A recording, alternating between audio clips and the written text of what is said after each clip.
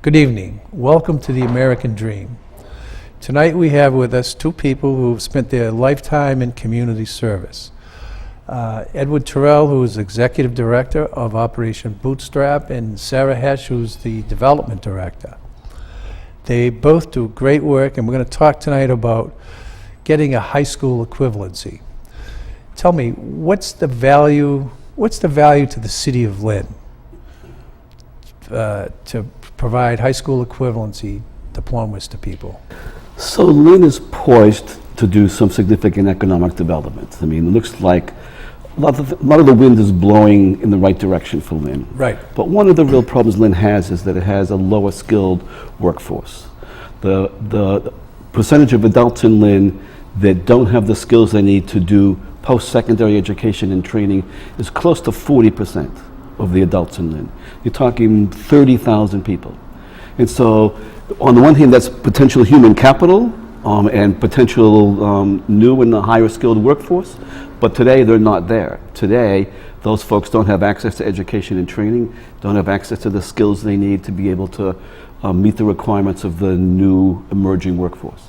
And so places like Bootstrap are geared to really help people get access to education and training that allows them to get skills and credentials, which means that not only can they earn more money and better support themselves, but it also provides for employers and businesses a higher skilled workforce. Right. Otherwise, you don't get the employers and businesses to expand or to come into the city. Is that essentially what you're saying? Yeah, I mean, the Bluestone report that he did a few years ago in Lynn identified some barriers to economic development, one of which was the lowest skilled workforce in Lynn. So, who's Bluestone? Barry Bluestone, an economist out of Boston who did a study for Lynn. He did it for the city? Yes. Yeah, and that was his conclusion? Yes. Okay. Why would a student go to Operation Bootstrap? So we have students who walk into our program every day of the week, wanting to get into our program. So we don't do any marketing. We don't go out and try to find people. They literally walk in the door, and we closed doing intakes and bringing people into the program we'll talk about a year ago. And so we still have a waiting list of over 500 people for our English classes, even though we closed intake a year ago. So there are a lot of people who see value in coming to Bootstrap because it means they can learn English, which means they can be more engaged in their child's school, more engaged in helping them do homework, more engaged with their doctor. They're better able to communicate with the needs of their children, help their children do homework. But they also know that they need to get better, higher skills if they want to earn a living wage. 2/3 of our students work full-time. They make minimum wage. It's clear that you can't support a family, of 2 or 3 people on a minimum wage job. It's just not possible to do that. So for our students, they see Bootstrap as a pathway to a better life, to be able to be more engaged in the community, to have an opportunity to get a better job. Okay. Do they go beyond the high school equivalency, your students? So up until now, they haven't. Historically in Massachusetts, adult education, and there are 100 adult ed programs across the state, have been a place where someone comes to learn some English or to get a high school equivalency. And that's been the case for the last 3 decades. We're right now in the midst of a very significant transformation, a paradigm shift in adult education, not just in Massachusetts, but across the country. And that is that adult ed's now going to be more about how do we help people get the skills they need so they can do post-secondary education and training, so they can compete for higher paying jobs. And so we're now working on partnerships with North Shore Community College, with Salem State University, with Lynn Tech, to help our students not only improve their reading, writing, and math, or get a high school equivalency, but then at the same time begin to move on either non-credit programs at the community college or 4-credit programs or an associate degree, so that they begin to move past what we've provided historically to be able to now access what's called post-secondary, after high school, the kind of education training you need to be able to compete for jobs and earn a living wage. Okay. Sarah, what do you do there? I spend my time looking at what we're doing and trying to figure out how we can fund the programs that we do have, fund them more fully, and also how we can expand to meet our students' needs. We have, a few years ago, for example, we had students coming into our classrooms for classes, but a lot of them had other issues in their life that they needed help working on or overcoming barriers in childcare and housing issues, maybe other struggles that they had. So we've worked on raising money to hire more advisors who could come in and work alongside of our students so that we could really make sure they're successful in the classes, that they were able to focus when they were in the classroom, they were able to retain what they learned, try to mitigate some of the other stressors in their lives. Outside of that, I work on sharing our great story, which is a pleasure to do. It's wonderful to have and to be able to stand behind a community as impressive as Operation Bootstrap. On that note, I got invited to a focus group this past spring. There were about 10 students around the table and somebody leading the group, and I was just, I've done polling in my life in politics, but I had never participated in a focus group, and so I got invited to do it, and I hopped on it. I was amazed at the enthusiasm of your students. They were fantastic. They liked one another, and they love what's happening for them down there. So it's a great place to go. What would you tell somebody who's out there unemployed? People quit high school even earlier for a variety of reasons. What would you tell those people? Because they lack, I think some of them lack confidence. And this is their chance to participate. If you graduate from your program, you have achieved the American dream, in my opinion. But what would you tell those people to get them into the program? I know you got the waiting list, and I'm going to help build it. And then we'll figure out how to get rid of it. So what would you tell somebody that says, I don't know if I can do it, I wasn't smart, or I didn't understand math, or any of those things? So here's what we know. 70% of all new jobs require, I keep talking this thing called post-secondary education training. 70% of all new jobs require post-secondary credentials, that you've got some kind of a certification or credential beyond high school. So if you want to compete for a job in the labor market, and increasingly if you want to compete for a good paying job, then you've got to be able to participate in this post-secondary education and training. For a lot of people, that means you've got to improve your reading and your writing and your math skills. A lot of our students come to learn English, but we also have lots of students who know English, but they need to improve reading and writing and math, so they can get a high school equivalency, so they can pass the entrance exam for college and not have to spend a year or two doing developmental or remedial work. Bootstrap is a place to come if you had a bad experience in school, or if you're at a place in your life. We have lots of students who come to us who dropped out of high school. They've been out in the workforce now for years, 5, 10, 15 years. Right. It's not working for them. They're not able to support themselves and their families. They feel like they're stuck. So Bootstrap is a place where you can come to really work with us. We'll work with you. We'll help you to build your skills, improve your skills, not only in our classroom, but we'll give you access to tools that you can use outside of the classroom, you can use at home, so you can continue to improve those skills so that you can become competitive in the labor market. I would tell them that they're joining other people just like them, and it's really a community. It's a vibrant community, full of fun and great food and laughter and jokes, and we learn, but we have a lot of fun while we're doing it. Good. And we try and dream bigger together. We Sarah push loves each to other. learn, by the way. Oh, Sarah does love to learn.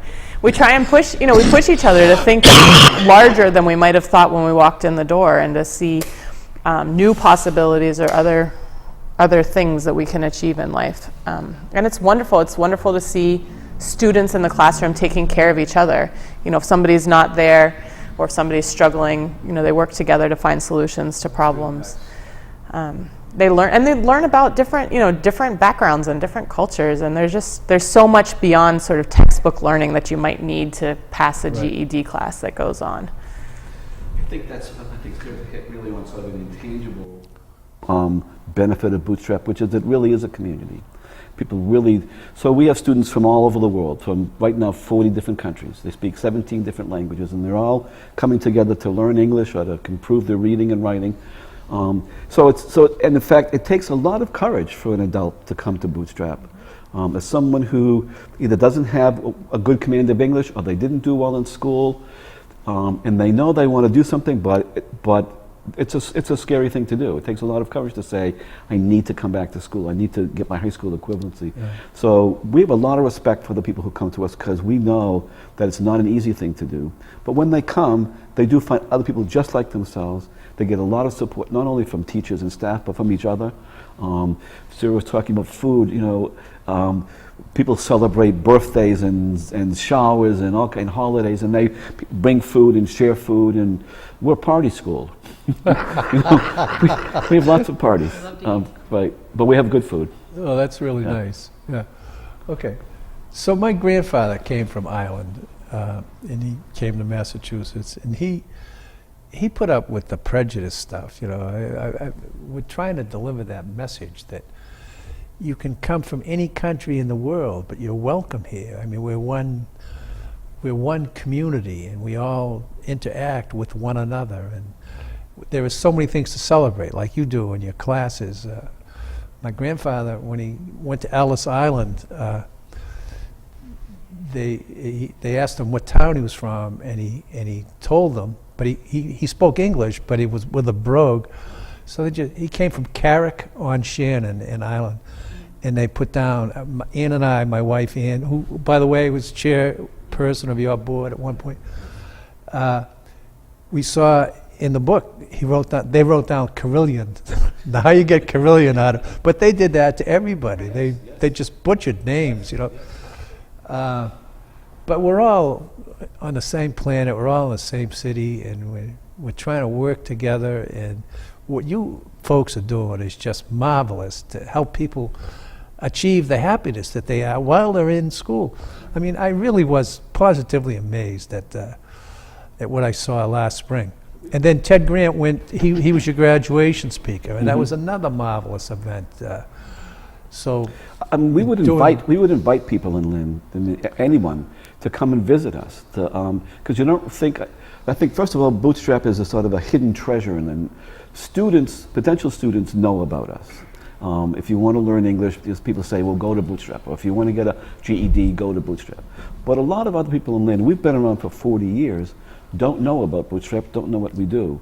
Right. And when people come to us and they visit us, as Lauren Baker did recently, came for a site visit, the First Lady of Massachusetts, she was very impressed with our community. In fact, she's going to be the keynote speaker at an event we're having next month that Sarah will talk about. Yeah, I was going to ask Sarah about that. But before we leave the potential students, how do we get them into the program? I mean, we'll talk about funding, but so assuming you had the funding in the room, how do you get them from sitting at home watching this program to come into your program?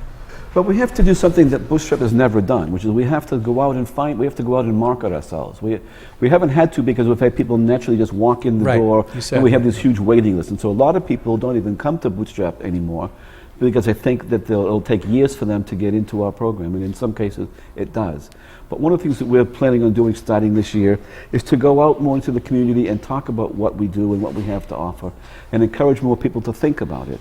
As I said before, the data shows us that more than a third of the adults in Lynn need what we have to offer if they want to be able to be economically self-sufficient, if they want to get skills that they need to be able to make a living wage. And so we've got to show people that we can provide that this is a pathway, this is a route to a new and better life. What we know from our students is they tell us that this is a life-changing opportunity for people. They come to Bootstrap and feel like their lives get changed. And I'm not just boasting, and I'm very proud of Bootstrap, but people tell us all the time how much it means to them. And when you saw that focus group, people talk from their heart about what changes it's brought to them in terms of their confidence and their self-reliance, and in addition to the concrete skills. So we've got to get better at helping people see that there's value for them to come and check us out, because we do provide for a lot of people a pathway to a better situation. It obviously elevates the entire city. Yes. If you have a more educated workforce and people can get better jobs, and brings better and more, not better. We have the best employers in the world right here. By the way, GE is going to be hiring more people. Now, I don't know what their requirement is for a high school equivalency, if they require one. I am told that they do, but I don't want to speak for GE. I tried to find out before we came on the show, but I didn't get a chance. But those are great jobs. GE is a great place to go to work. And it's a shame to be shut out because you don't have a high school diploma or its equivalency. Another way that we hope to reach potential students is through employers. That our intent this year is to begin to do more work from our end to develop relationships with employers in the Lynn area so that they know who we are and what we're doing, what we have to offer. I mean, a lot of employers talk about they can't find the right people. We have all kinds of jobs, and employers can't find people with the right skills. And sometimes those are like concrete skills, you know, advanced manufacturing skills or computer skills, but oftentimes it's what are called 20th century skills in terms of being able to work as a team, you know, being able to show initiative, customer service. So there are lots of skills that employers are looking for. And we're totally open and receptive to working with employers to say, tell us what you're looking for. What are the skills you want for your employees? We can build that into our curriculum. We can help to prepare people better for the jobs that are there. That's important. You know who's really good at that is Tony Dunn in the ECHO program, the E-Team. Mm-hmm. They've gotten, I don't know the number, but hundreds, maybe thousands of jobs in manufacturing after people go through their program. And they do those skills beyond just math and English, you know. That I think that's a great idea, and you know, let's pursue this again. We can have you back on, and we'll check on the progress. Okay. Sarah, tell us. Go ahead. Were you going to say something? Well, I would say if there are people watching, or if there are people who are on the fence and don't know, it's time to do something for yourself. I talked to a number of our students who maybe were mothers, maybe didn't finish high school, and were fathers and needed to work to support their family, and now they're stuck in a job, and they come to our program and they say, I knew that I had to do this for myself. I knew that it was time to take some time for me to finish my education, and that's what they needed for their next step. Yeah. And it's a hard decision to make. It's nerve-wracking to do, but you're coming into a supportive environment that will help you absolutely figure out what the next steps are. Especially the support of your fellow students is nice to hear about, and the good food. So tell us about this event you're having. Sure. Well, we're excited that we are celebrating our 40th year of service, and we think that's a big deal. So we are celebrating. We have an event at the Lynn Museum November 3rd from 5 to 7:30, a gala event, and Lauren Baker, the Massachusetts First Lady, has agreed to be our keynote speaker. We're very excited about that. That's great. We're honoring a couple of volunteers who have dedicated. They're both former GE employees. One passed away this last August. The other one will be in attendance, but they have volunteered for the past 25 years in our program. So we're going to take the time to honor them as well as Dr. Claire Crane from Salem State for her investment in community education here in Lynn, and then also now at Salem State, and the Cummings Foundation, who have made generous donations to our program in support of and allowing us to expand programs to some of our waitlist students over the past couple of years. Okay. We have also, by the way, a great chairperson who's going to MC the night of. We're not going to talk about that now. We're talking about that. Our host. So, Governor Baker's wife is really nice to do this because it elevates your identity and your visibility, and we hope it entices people to donate to the program. So how do they do that? I mean, you can sell tickets. I don't know if I'm out of line here selling tickets or not, but Sean's not in the room, so. Sure, we have tickets for sale the night of the event. Our website has information about ways to be involved. We have lots of volunteer opportunities for people who are interested to be involved. And we also have a donation link on the website. We really, as Edward said, I would encourage anybody who's interested. We have 350 students every week over the course of a week in our building. And if you come Tuesday, Wednesday, or Thursday, anytime during the day, it's alive and it's buzzing and it's fun to see. So, you know, that's another way. Come see, visit us, get involved. We'd love to see people at the event. Lauren Baker will be there speaking. It'll be a great night of celebrating what we've done and the new direction that we're taking. So, by way of disclosure, I am chairing the event that night, but and I'm looking forward to it as well. Can I just say something? Sure. For a second? So we're a non-profit corporation, and we receive about 80% of our funds are public dollars from the federal government or the state government. We're required to raise a 20% match to that, so our challenge is to raise $200,000 a year, which we work hard at doing, and sometimes we're successful at that, and sometimes less so. So this event is a fundraiser for us, but it's part of a longer, sort of long-term strategy for Bootstrap to look at ways that we can bring in additional revenue, we can expand the services that we're doing, we can serve more people, and help more folks get on this pathway. I think if anybody watching this show listened to you and Sarah tonight, they're bound to be impressed by the program.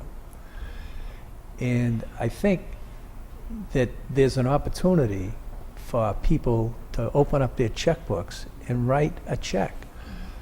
Small checks, any check is always We welcome checks. Yeah, any amount. But you really need a lot of money. Yes. I mean, you have a waiting list of 500 people, and you stopped that list a year ago. And people, there are some people that I described who are sitting home and are afraid to go on the show. I mean, I'm sorry, to enter the program. But there are also hundreds of people that are dying to get in there, but they can't because there's no money. So we need you, if you wish, to make a donation to the program.